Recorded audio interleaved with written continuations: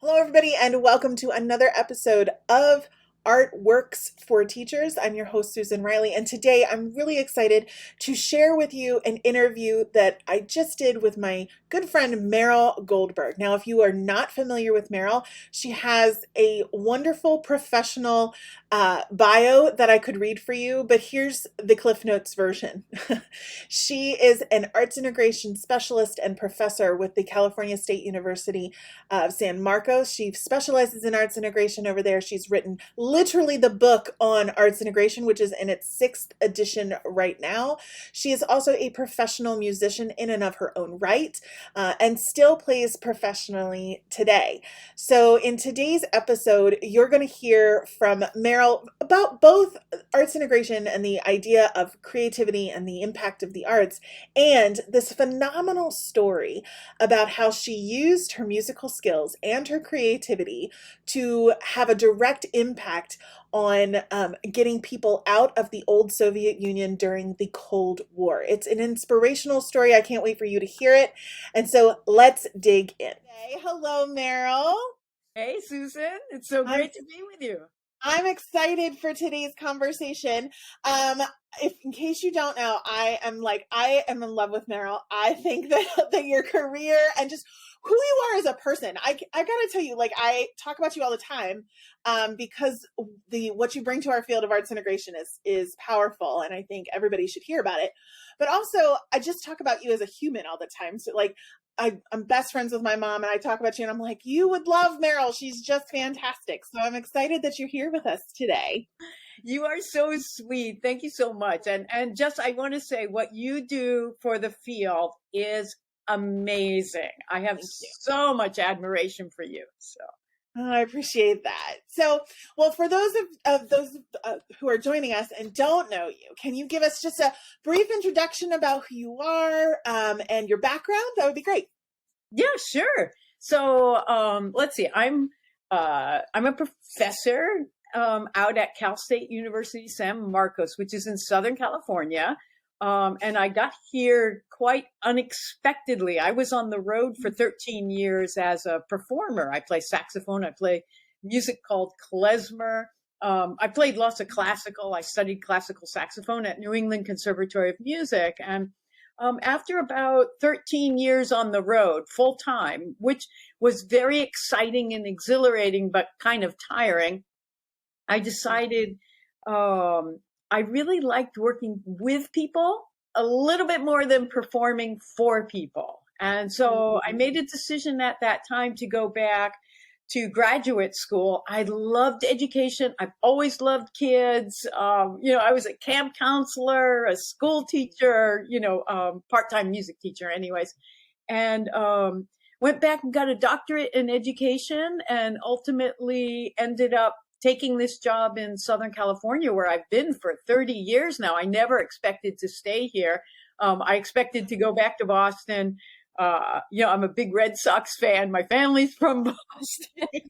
But I fell in love with Southern California and the people here and the community. And I love being on the border with Mexico. There's just so much going on here. And my students are absolutely lovely. Most of them are first in their family to go to college, and they just embrace learning in a way that's so fundamental. So that's a little bit about who I am. Plus, I'm a Yeah, mom. yes, and being a mom is important. Absolutely. So I love what you said just a second ago about the difference between performing for people and working with people. Um, and I think that resonates especially for anybody who has performed, right? Because I know that for me, my background's in music as well, and I had the opportunity to perform, um, and actually go to Italy and like expand and be an opera singer, and it was not, that performance aspect wasn't for me. How did you make that shift? Like what caused that realization to happen for you? It's so funny. I woke up one morning. I was at a very high level of performing, and I Mhm. woke up one morning and I went, "Oh," and I said a bad word. I have to go to Europe again. And then I said to myself, "Wait, what? You just said, oh." huh? I have to go to Europe again? What is the matter with you? And that was the first clue that, Mm. perhaps the performing career wasn't for me for the rest of my career. So I should say, um, I love performing. And I think, in fact, my dissertation was on the differences between playing music and performing. And if Mm. music is the core of what we do, why would you perform, right? And there are so many wonderful reasons to perform, and I still perform. My performance partner right now is 93 years old, Phyllis Irwin, and she is an amazing pianist. She was a music professor also in the Cal State system, and we practice every week religiously. But the performing part gives us a time to think about preparation. It gives us purpose in practicing. The act of performing can make you play better, which is really nice. And being able to share music with folks can be so fulfilling. Mhm. So, yeah, there's, well, anyways, that Well, gets a little bit more on that. no, but so here's the counter to that. So working with people, right? And especially in education, I always felt when I was in the classroom like I was performing. Not that I was inauthentic or I was disingenuous with my students, but that I felt like I was on, right? And so do you ever feel like that? That is so interesting. Yes. So, I think that I've tried to make my teaching career be not like performing. Although Mm. I am a performer. I mean, there's no question that I'm comfortable in front of students and in front of other people because of the skills I gained as a performer. But yeah, I think that when I'm with my students, I try way more to be like engaged with them in a musical ensemble, like I'm one of them, or kind of the person who knows maybe, has practiced a little bit more and gets to bring them in to hear better music, or, you know, this or that. But yeah, that I really haven't thought about it in that way. But Mm. it's yeah, I think of teaching and learning as kind of ensemble work versus being a Mhm. conductor. Yeah. Oh, I totally agree. And it's, but I was just thinking with the skill set that you gain from that performance, it's just, it becomes this almost natural transition sometimes. But I love this idea that we're a part of the ensemble, like the choir, rather than a soloist, right? As an educator. So, sticking back with the time period where you were a performer, I want to kind of dig into this crazy story that I read about you in Wired magazine, in regards to using music to encrypt secrets to the KGB. And I mean, like, am I talking to a spy? Like, are you even allowed to tell me? Yeah, people have identified me as a spy, but I was not a spy in the real sense of the word, right? So, the year was 1985. I was 26 years old. It was at the height of the Cold War, and there were hundreds of thousands of people in the Soviet Union who wanted to get out. They simply wanted to get out. They wanted freedom. They wanted religious freedom. Jewish people, Catholic people. At the same time, there were Helsinki monitors, people who were trying to ensure that the Soviet Union was following rules of protocol around people having their freedom. And there were many, many dissidents who wanted to, have the Soviet Union be not a, be a more democratic society, so to speak. And in any case, at that time, there was a group of musicians in Tbilisi, which is in the now country of Georgia, which is south of Moscow, if you look on a map.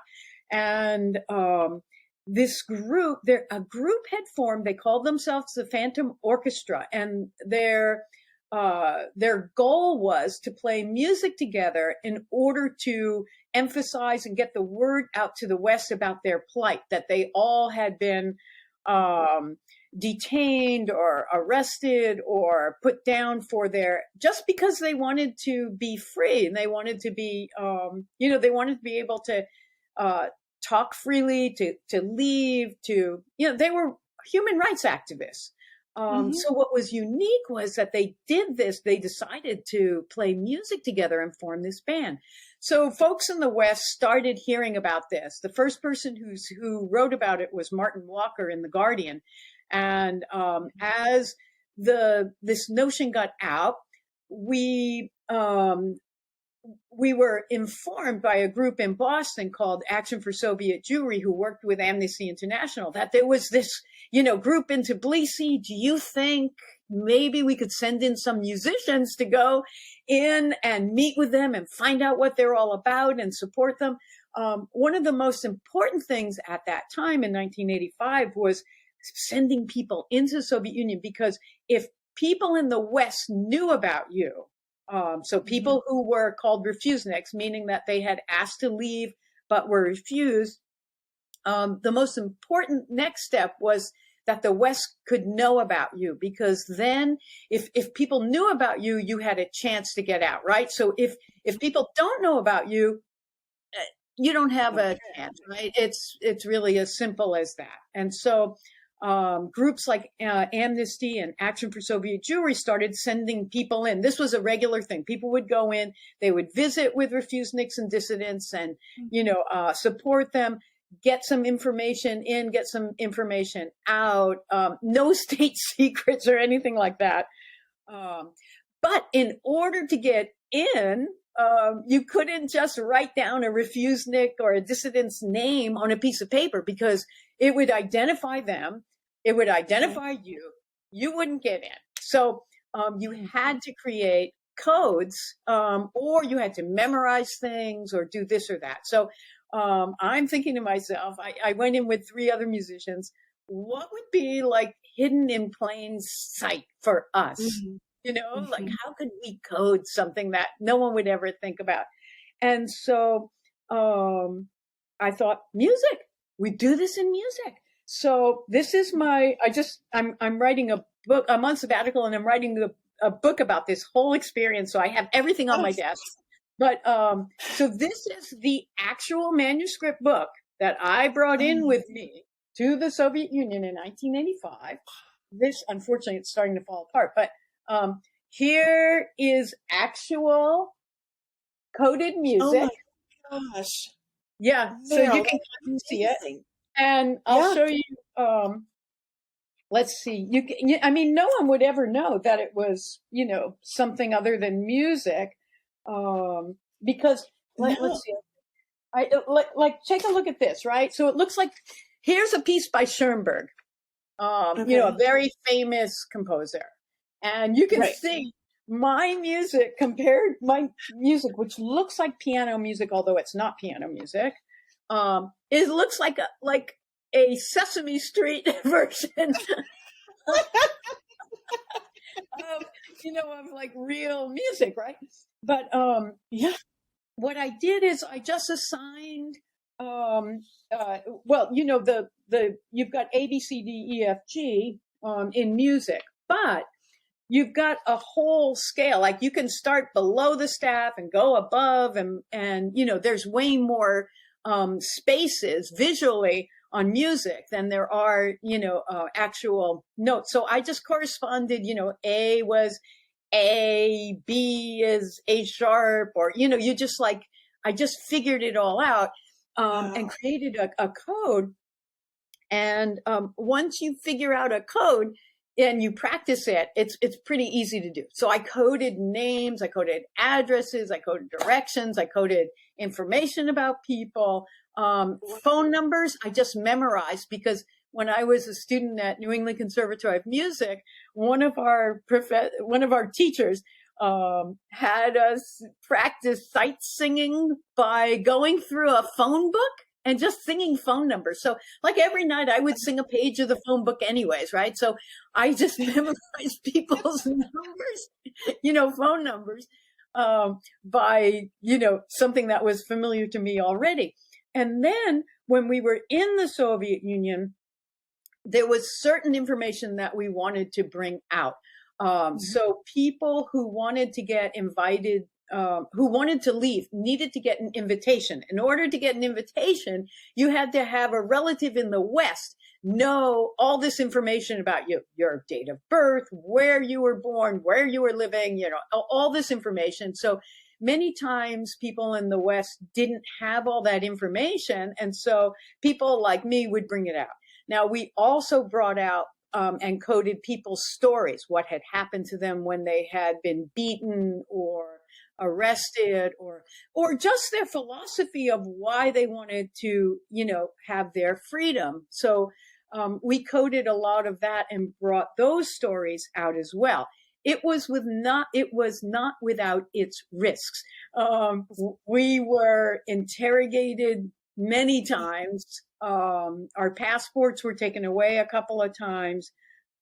We were put in cars and driven without being told where they were taking us. We were locked up in the end, ultimately deported to Sweden. We weren't planning to go to Sweden. But we made it back, obviously, and are here to tell the tale. There are some interesting connections. So we really worked on behalf of the people we met when we got back. We called ourselves Phantom West. So there's the Phantom Orchestra in Tbilisi, and my colleagues, Jeff Warshauer, Rosalie Garrett, and Henkes Netsky and I formed a group called Phantom West. And we went to Washington. We met with many senators and representatives who all worked on our behalf. And in fact, it was Ted Kennedy who ended up, that's me with Ted Kennedy, and that's Jeff, who ended up actually speaking directly to Gorbachev and got some of the people that we had met out, got them, their... So it's a crazy, wonderful story. Another person who was involved, this is a crazy story. Josh Shapiro, who is running for the governor of Pennsylvania, and hopefully he will win. Josh was a pen pal with an 11-year-old boy, Avi Goldstein, in Tbilisi. And Josh's parents had gone to Tbilisi a month before we left, and they had met with the Phantom Orchestra. And when we went, we brought things from Josh for Avi, including a baseball mitt and baseball mitt, a ball, bubble gum, all sorts of fun things. And Josh and Avi had been writing to each other for years, and ultimately, they were let out right before Josh's bar mitzvah, and Avi was able to be at the bar mitzvah, as was I. And it's interesting because Josh now has done a couple of interviews where he credits his early work with his mom, his parents, specifically his mom, in helping people, with human rights as his first understanding of the importance of being political and then being an activist. And so, the arts for me, the music, I think it was really something in bonding people and bringing them together, in letting the West know. And I can honestly say, when we went to the Soviet Union and we performed with the Phantom Orchestra, so, I brought in a saxophone, which ultimately I gave to a young boy in Armenia who we knew was studying saxophone but didn't have one. The playing of music was such a feeling of freedom. So one of the things I think, like during the civil rights era, here in the United States, you hear people talk about when people were put into paddy wagons, black activists or anybody, they often would break out in song. Why? Because it felt bonding, because it took up that space. It says, you can't take this space away from me. And when you feel free in your brain, that is an amazing feeling. It's like no one on earth can take that away from you. And Yeah. so that was something that we really experienced in playing with the Phantom Orchestra. We played with them a couple of nights just in an apartment. Some neighbors came. The KGB did come in at some point, basically, shut us down. But the resiliency of everybody, like after they left, vodka came out, and I was like, okay, you can't break our spirit. Go ahead. Yeah. Oh my God. So I love this on a multitude of levels, and I think it speaks to the power of what the arts do for us as humans, right? That it does give us that freedom, and also the ability to connect with others, which is just this natural human right, But I'm curious, what gave you the courage to pursue that kind of act of justice on behalf of these other people? Yeah, it's so interesting. I've been thinking so much about that, because what gives anybody the moral courage to do what they do and to stand up for something? Yeah. And remind me, I want to get back to this notion of relationships, because I've been thinking a lot about that as well. So the relationships, just in meeting these people, but also how it applies to teaching and learning, and to the arts. Yeah. But what I think brought me to the point of being able to do what I did was a multitude of factors. So one, my parents were activists. I'm a kid of the 60s, and my parents were active against the war in Vietnam. My grandparents were all immigrants, and so I grew up kind of knowing anti-Semitism from the point of view of like old country, new country. I mean, since my grandparents had to leave because of anti-Semitism, leave Europe, and thank God they all made it out. I grew up with this, notion that things needed to be different, and an awareness. My mom started the chapter of League of Women Voters just north of Boston, where I grew up. And so when you start putting these things together, right, it's kind of, I think the foundation for being an activist myself was absolutely there. And I was part of some youth groups that were, talking about either Vietnam or what was going on in the Middle East, or, so I was actively engaged in the understanding of the world politically and socially, and, and from a human rights aspect. So when Hankus, who is the person who was approached first, approached me, I thought about it. I was like, oh man, that is so cool.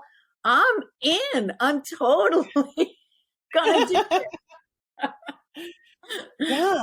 Well, and I think particularly now, like if we put it in context to what's happening in Ukraine right now, and Yes. many of us, we say we stand with Ukraine, but we struggle with what could we do that would actually make a difference for these people who are seeking freedom. Just being able to look at where you are and what your capacity is. And so maybe, we're not able to leave right now because we have family or whatever, but is there some other way that we could get involved or be an activist that would have a direct impact? And I think you proved right there that you can, no matter what you do or who you are, you have the ability, which I think is great. And, I'll bring it back to what you were saying with the relationship. So, what was amazing to me at the time, and I think is still true, is we can form intense relationships with people, even in a very short amount of time. So, you don't have to build, forever to be, consider yourself in some kind of relationship. And that, that one-on-one, that, one of the when we were leaving, like the last night when we were playing with the Phantom Orchestra, it was raining, and I was sharing a raincoat with a woman named Svetlana. Like, she had her arm in one sleeve, I had my arm in the other. And, this is after like the KGB had come in, and it's super intense, and music making is super intense. And I remember just running to the subway together, jumping in puddles, singing in the rain, which is, Yes. crazy. And she knew that. But the intensity and I would say even love in that minute, in that moment for someone was, like it touches your heart in a way that's really remarkable and true and poignant. And those relationships are so important. And I think in the arts, we end up having those relationships maybe more than other people, right? Because when we're in a classroom and we see kids doing really cool things, it's like this moment of relationship that we get to be with them. And it's something special that, I don't know if it can be replicated in other settings, maybe in sports. But it also occurred to me, I was thinking about when we take lessons, we form a relationship with our teacher, right? So music lessons or art lessons or dance lessons. And that relationship is something that really has an impact on a child. And I think this is true of teaching and learning as well. And the nuance that we learn by learning in this relationship with a teacher who, you learn something, you play it for them or you draw it for them. And the teacher says, wow, that's really cool. Have you thought about this? Have you thought about that? Have you practiced this way? Or, interpretation, like, have you done this? That relationship that a teaching artist and a student have together really teaches them about understanding, about nuance, about interpretation, about taking feedback, So I think the whole notion of relationships is becoming really something important for me to think about, and how it really relates to the arts is like, it's just amplified in a way that I think we're really special.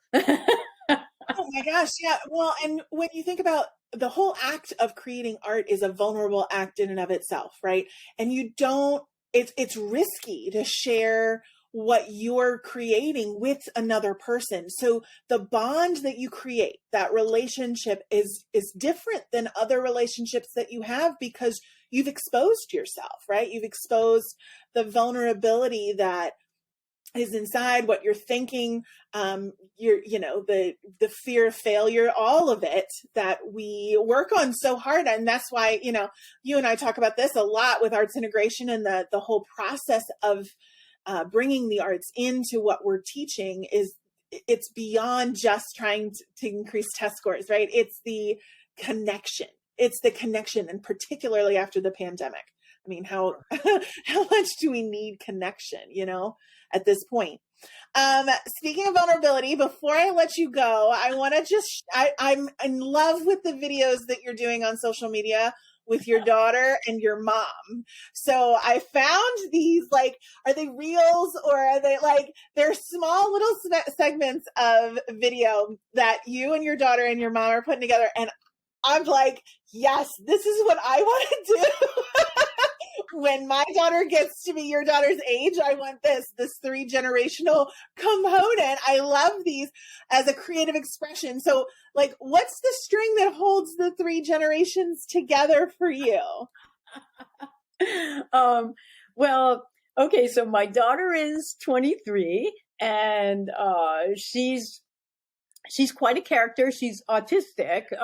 She has special skills, and then one of her special skills happens to be social media. And actually, her visual sense is crazy. Ever since she was teeny tiny, it was clear her visual understanding of the world is about 1,000 times more than anybody else I know. And so, anyways. She's really good at that. My mom is 86 and she was living with us, but anyways, it became to a point where she really needed a little bit more support. So she's in an independent living with supports in a wonderful community called Seacrest, just down the street from us. And so we've been thinking, what can we, it's so much fun to be on camera and do fun things. And so we come up, Lily, my daughter, will come up with like things from TikTok that people are doing dances already. And then she'll have us choreograph it and we'll do that together. Or we, like I brought over pom poms one week and we decided to do like a cheerleading thing, which was so funny. But I think the real fun part is like mostly it's all movement, right? We're dancing and we're moving and it's fun to do and we have a blast doing it. And I think people really enjoy watching it. I actually enjoy watching it in addition to making it. So it's bringing joy into my life. Every time I see one, I'm like, this is what I needed today. So thank you for that. But also, it's just the joy that you guys experience as a family, that it doesn't have to be something that's so rigid or uptight. It could just be for fun. I love watching that. So thank you. Thank you for doing all of that. Entirely welcome. Yes, and let your daughter know she's brilliant at it. She should keep going with it. Absolutely. I'll let her know. Yeah, for sure. For sure. It really is fun. It is. It is. Well, thank you so much for your time today, Merrill. I really appreciate it. And I'm looking forward to reading the book. Do you know, like you're putting that together on sabbatical. Are you getting it published? I have a couple of people that are already expressed some interest. So I really hope it will get published. I hope to have a rough draft of it by, in probably 2 months or so. So I'm up to chapter 4. And what's remarkable is I am such a pack rat, yes. that I kept reports that I wrote at the time and articles and, so I have so much material that was written back then and, rereading it and writing it is really a blast. And it's such an interesting revisit. So, anyways, yes, I hope as soon as it's out, maybe we can, hopefully it will get published. And yes, I would, even if it doesn't get published, I'd still love to read it because I'm just fascinated by the whole thing. So you got it. Thank you so much for sharing with us today, Merrill. You are the best and you do such great work. And to all of the teachers and teaching artists out there, you're doing a great job hanging out with this one. I hope that like maybe I should go this way just in case you're on that side of me. We're better together, both of us, either way, right? All right. Thank you so much, Merrill. You're the best. Isn't Merrill phenomenal? I told you this was going to be an inspirational interview, and I hope that you walk away being inspired yourself to do something, even if it's small, for the greater good of those around us. As your worksheet for today, remember that every episode comes with a downloadable. If you go over to artsintegration.com/artworks, today's downloadable is a worksheet that you can share with students for musically coding their own catchphrases. So they are given a set of musical notes, just like Merrill had, and then they can practice with breaking a couple of codes using musical notes, and then they can write their own. So you can download that worksheet and share it with your own students, and maybe even share this inspirational story from Merrill herself. This has been an episode of the Artworks for Teachers podcast. I'm your host, Susan Riley, and if you have found this to be just something that you'd love to share, I would be really honored if you would let somebody else know about this, whether it's a colleague, a friend, a relative, somebody who could use some inspiration for creativity in the future. So thank you so much, and I look forward to seeing you on our next episode of Artworks for Teachers.